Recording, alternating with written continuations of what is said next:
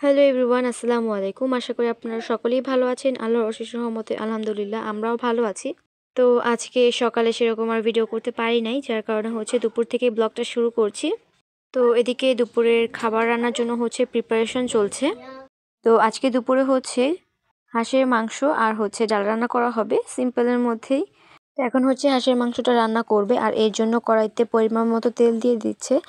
আর তেলটা যখন গরম হয়ে যাবে তখন এখানে পেঁয়াজ দিয়ে এরপর এটাকে ব্রাউন করে ভেজে নিতে হবে। তো পেঁয়াজটা যখন ব্রাউন হয়ে যাবে তখন এইখানে আদা, রসুন, পেঁয়াজ আর জিরা বাটা দিয়ে ভালো করে মশলাটাকে কষিয়ে নিতে হবে।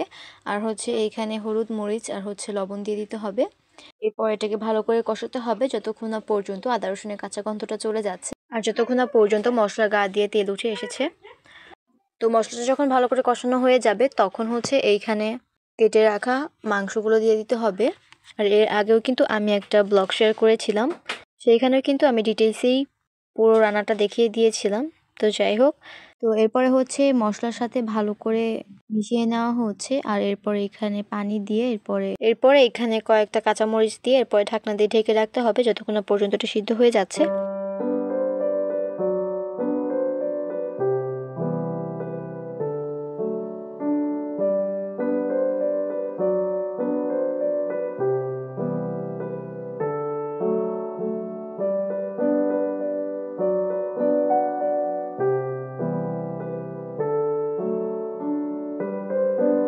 তো এই তো হাঁসের মাংসটা কিন্তু সিদ্ধ হয়ে গিয়েছে, আর এটা সিদ্ধ হতে অনেক সময় লাগে। তো যাই হোক, এখন ঝোলটাকে একটু টানিয়ে এরপরে নামিয়ে ফেলা হবে, আর কি ভুনার মতো করা হবে।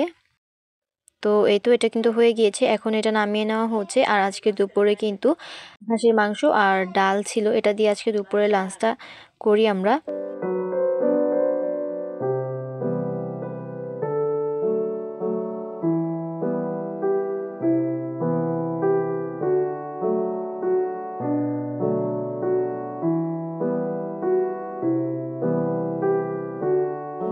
তো এরপরে বিকেলের দিকে পিঠা তৈরি করবে, দুধ চিতই পিঠা। তো আগে একবার দুধ চিতই পিঠা কিনে এনে এরপরে দুধের মধ্যে ভিজানো হয়েছিল, সেটা সবার কাছেই ভালো লেগেছে। তো যার কারণে আবার আনা হয়েছে, আবার ভিজিয়ে এরপরে খাওয়া হবে। এখানে আগের তুলনায় কমই ছিল। আর ওইদিকে পানি গরম দেওয়া হয়েছে, আর এদিকে দুধ জাল করে আনা হয়েছে। তো এরপরে পানির মধ্যে দুধটা দিয়ে দিয়েছে সম্পূর্ণ। তো এরপরে এখানে এখানে চিনি দিয়েছিল।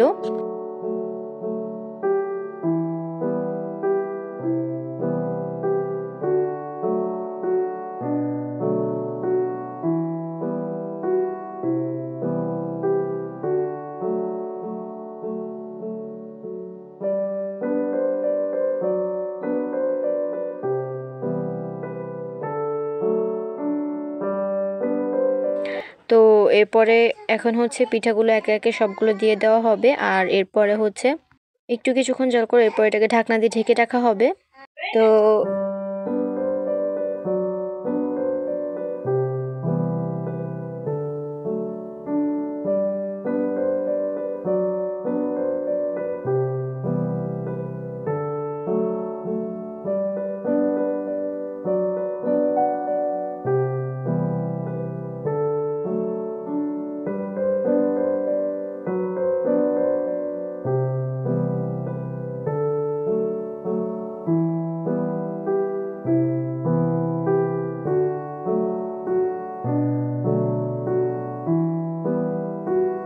এই তো এটা হয়ে গিয়েছে, আর সন্ধ্যার দিকে আমি খেতে বসেছিলাম।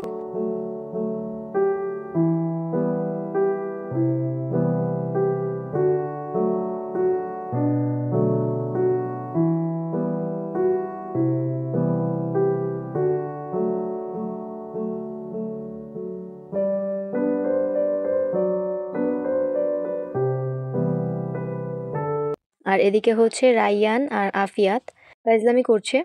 আর কি আফিয়াত ওকে জোর করে চুমা দিবেই, আর আমার ভাই একদমই এসব পছন্দ করে না। ও বারবার সরে যেতে যাচ্ছে, বাট তাও আফিয়াত দিবেই। তো এই নিয়েই ওদের সব সময় কান্নাকাটি চলে। তো এরপরে আন্টি এসে ওদেরকে ছাড়িয়ে দেয়। এরপরে আবার ও ফাইজার পিছনে যায়, ফাইজাও দিতে দেয় না, ও লুকিয়ে যায়। তবে ও বড় কোনো মানুষকে কিন্তু দিবে না, ছোট যে বাচ্চাগুলো আছে বা বেবিগুলো ওদেরকেই দেয়। অনেক বেশি কিউট, সবাই ওদের জন্য মাশাল্লাহ বলে যাবেন।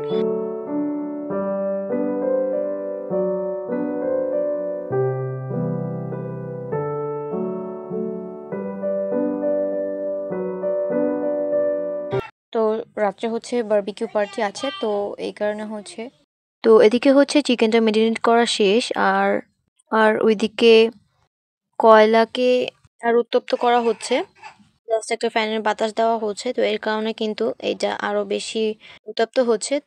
তো এখন হচ্ছে একটা একটা করে দিয়ে দিচ্ছে। তো এরপরে হচ্ছে ওই দিক দিয়ে ফ্যান দিয়ে হচ্ছে বাতাস দেওয়া হচ্ছে, আর এটাকে হচ্ছে আস্তে আস্তেই হবে।